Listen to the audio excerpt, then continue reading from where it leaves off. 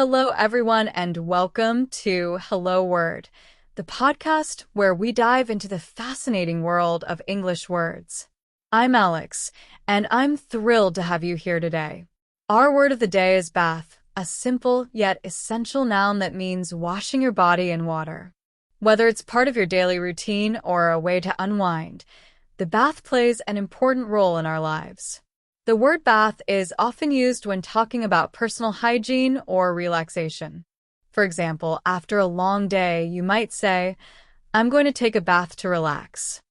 It's such a common part of our conversations, and it connects to moments of comfort and self-care.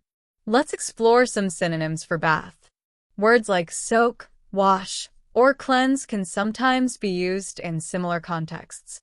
For example, she enjoys a relaxing soak in the evening. Another might be, he needed a good wash after playing soccer all afternoon. These words help you express different aspects of the same idea. Now, let's consider a few antonyms. Opposites of bath include words like dirtiness, grime, or even filth. You might hear someone say, "The absence of a bath left the campers feeling covered in grime." This contrast shows how a bath is tied to cleanliness. In everyday life, bath is used in so many scenarios. Parents often say, "It's time for your bath," to their kids.